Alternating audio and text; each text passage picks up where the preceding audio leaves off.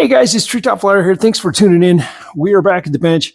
And today's video, I want to talk a little bit about primer pockets, share a little story on that, and share a new product that I picked up from Lee Precision. This is called the Ram Swage. It is product number 91617. And this is a primer pocket swaging kit for removing primer pocket crimps. Give you a quick look at this. We'll talk a bunch more about it, but it comes with two swages, one for large primer, one for small primer, and then it has a little receiver here to accommodate the case as it's being swaged, and we're going to get into that a whole bunch. Guys, if you just bear with me for a second, the older guys here, I want to explain to the guys just coming up what the whole thing is with the primer pocket crimp, just to be thorough. There's always new guys in the pipeline, so I don't want to leave anybody behind. So your military cartridges, predominantly your 5.56, your 308 Winchester, sometimes your 9mm, you'll see those. When they put the primers in, they will stake around them, sometimes with a ring crimp, sometimes with actual 4-point stakes. I'll put a picture up if I can find it in this spot. But they will stake that in there, and what it does is it takes a little bit of the head material around the outside of the primer, and it folds it over onto the primer to retain it and hold it in place so it can't fall out. The point of that is, during live fire, during an exchange, your guns are going to get hot. Sometimes you build up a little extra pressure, you get dirty, and you could pop those primers out.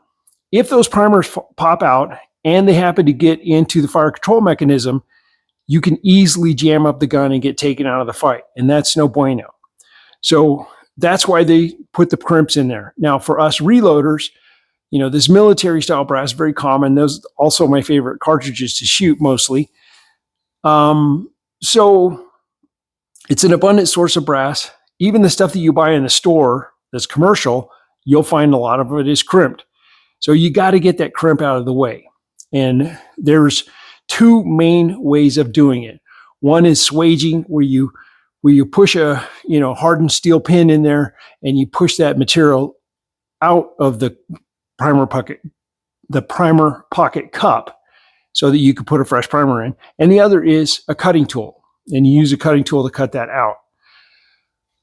All right, now my personal journey with this has been a long time ago. I started with a version of swaging, and it had a shell holder like this, and then the swaging tool would come up underneath through here, and it would push up against that, and the shell holder would retain it, and it would, swage out the primer pocket. The adjustment was tricky on it, and not all your rims, your extractor groove rims, are equal size. So there was always a little bit of variance there, and that wasn't great. And then if you got it over adjusted a little bit, it would start, you'd put too much upward pressure, and your shell holder would start to pull on the rims and distort them a little bit. So I eventually abandoned that for greener pastures. Now, the easy one I came up with was I went to cutting the crimps out. And for a long time, I used this Lyman tool, and I've got one for each size, large primer, small primer. Those work pretty good. Later on, you might see in my catalog down below, I introduced the idea of using this inside neck reaming tool by Lyman. It's a VLD style. It's got a slight, very gradual taper on it. And this would go in there nicely, actually, and cut that. You can see the material fall in there. Anyway, this still works. I did this for about 6 years. Okay, here's just my quick story on why I changed up from cutting back to swaging. So you guys, if you follow my channel, I've been doing a lot of work with the Ultimate Turret Press. One of the problems I identified early on was breaking of the primer lever when seating primers. Now, Lee's philosophy on this was that we were all putting too much pressure on it.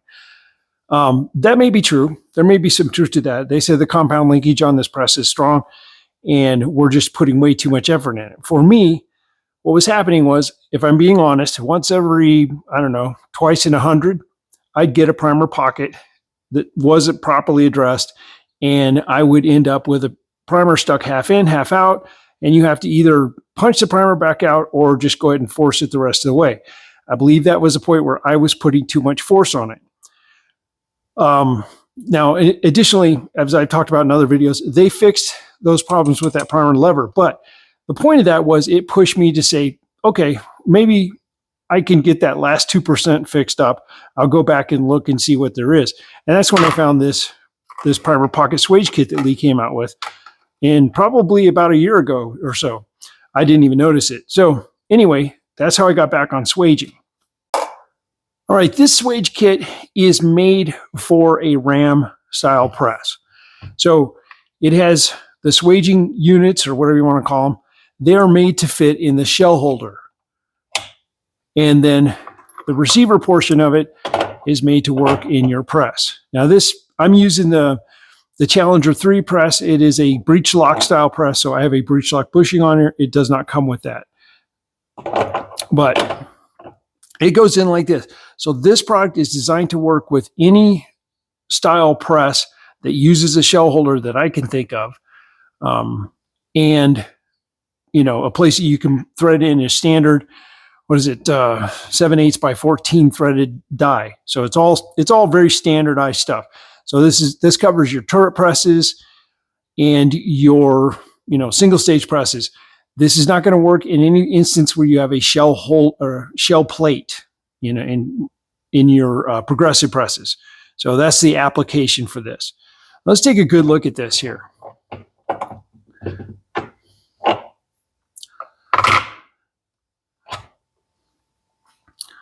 So this is your large primer swager here for like 308 and some of the other ones.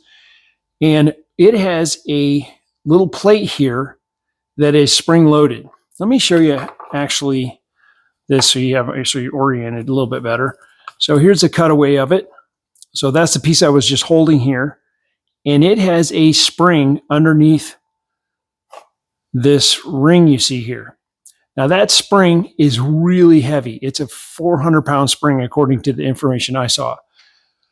So the idea is that when you come down with the pressure of the ram, it's going to, that spring is going to compress. You're going to hit on that pin. It's going to drive up into the primer pocket and swage that out. And then it's going to self-eject. So that is really a nice feature with this. Inside here, and we'll take this apart and I'll show it to you, is a rod. There's again, looking at, you see this rod? This is a really important part of any system for swaging. This is what I didn't have in my original case, but a lot of your swaging tools out there, I know Dylan has one, RCBS has two different versions, one like this and then one that sits on your press standalone. But you have to have this reactionary rod. Let me show you how that works. This rod comes down into the case like so. And then as you push up in here like this, you're pushing against the rod and the material that's sandwiched between. So there's no damage done to the case. There's no actual pressure on most of the case, just in the what we call the web area pushing down and the part that we're trying to repair pushing up. I hope that makes sense. So anyway, any version of a swaging kit you buy, make sure it has some sort of reaction rod to meet in the middle and control that.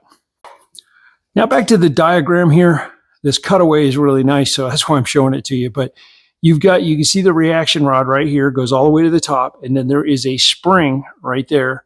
And then you have what they call the swage guide. And this is a free-floating piston that rides on that spring. And its job is to kind of center up the case as it moves up in there, keeping it square.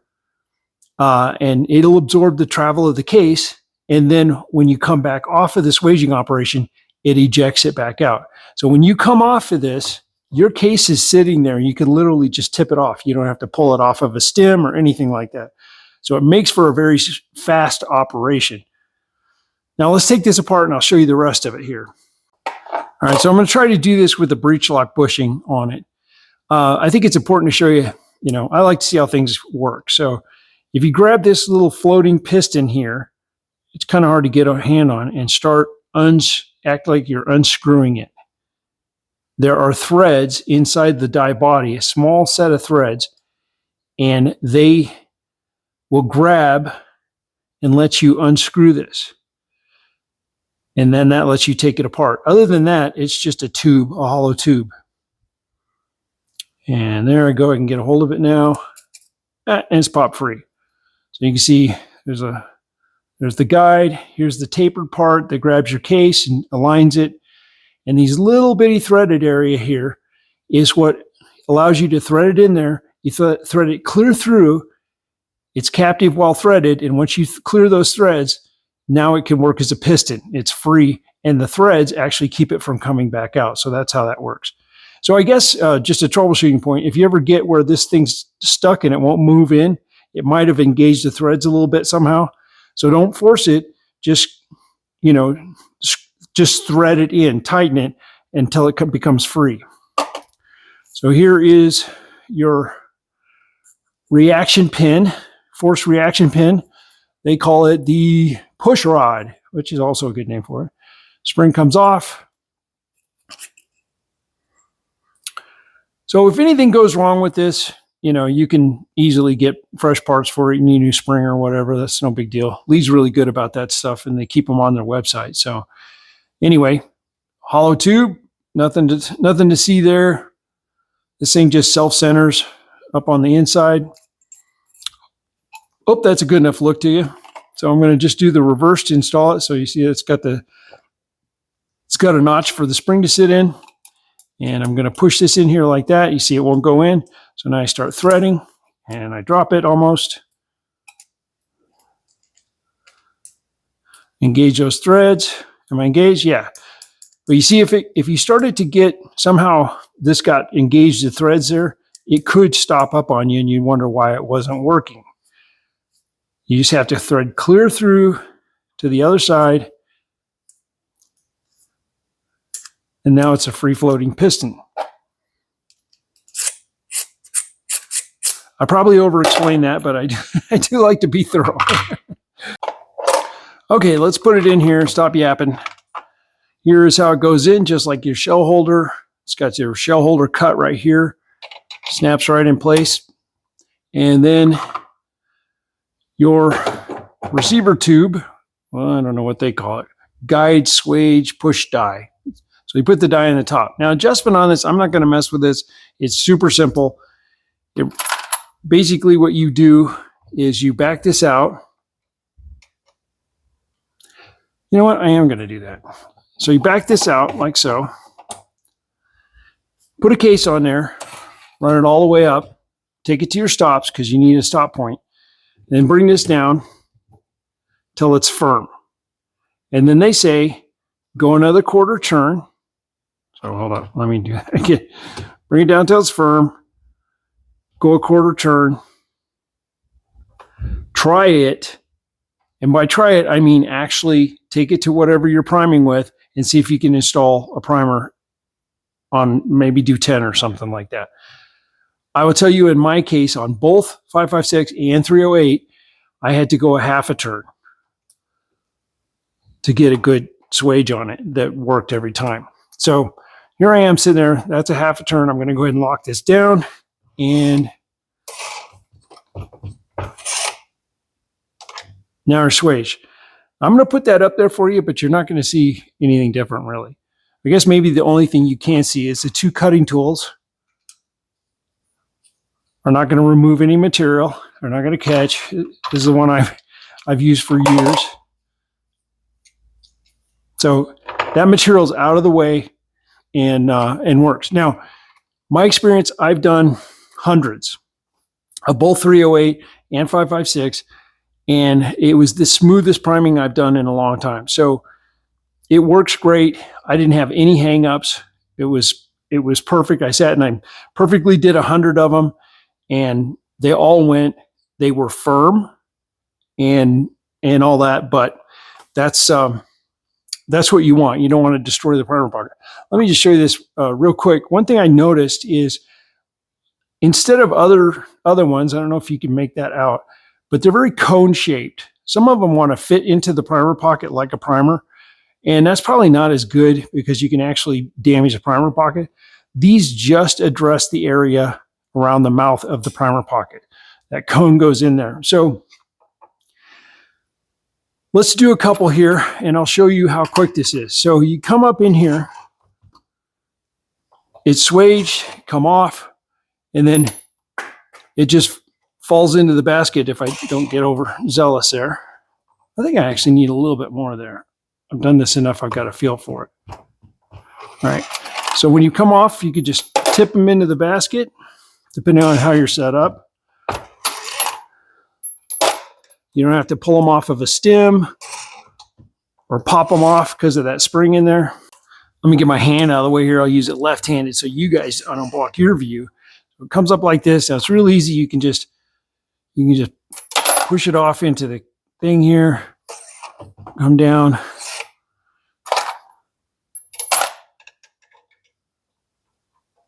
Nope. It has to be unprimed brass. I don't know how that got in there.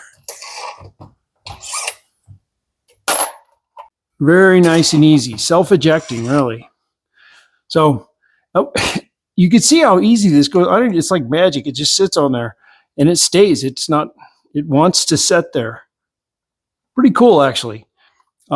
Anyway, it was a great experience. Worked good for me. So I wanted to share it with you. And I think this is the way I'm going from here on out. All right. So it's funny. I didn't even read the reviews before I bought this, and the reviews are pretty good overall across the board. I did run into a couple of comments where people were apparently using go, no-go gauges in order to determine if they were getting enough primer pocket swaging done. With the design of the mouth just working on the outer edge, I'm not sure that is going to be as good a tool. I would say just take it to your priming station and prime it and see how that works. See how it works compared to what you're used to. That would be my advice. One of the persons in a review said that they just kept adjusting, and eventually, and they were unhappy, obviously, because they bent the rod in here. Well, if you're bending that rod in there, you're putting a tremendous amount of force on it. I can't understand how that would happen. You know what? Stuff happens. But overall, all of the reviews were very positive on it. And this thing retails for, guys, it's about $40. So works on your press. Small purchase, not very expensive. You don't have extra equipment sitting around. Works like a champ. You easily can go fast with it. Fast as you can knock them off and set another one. All right, guys, that's going to wrap it up. Thanks for watching. I hope I gave you a good enough look at this thing. I hope I didn't miss any of the key points on it. You know me, I get lost in the details a little bit. I like to show and tell, and I can get a little wordy. But anyway, thanks for watching. Thanks for all the folks that like and subscribe. I really appreciate that and your comments. Also, don't forget to subscribe to my Rumble channel. Same great name, Treetop Flyer. I'll put FLIER, and I'll put a badge up at the end of this video so you can see what it looks like. Anyway, God bless, take care, and we'll see you on the next one.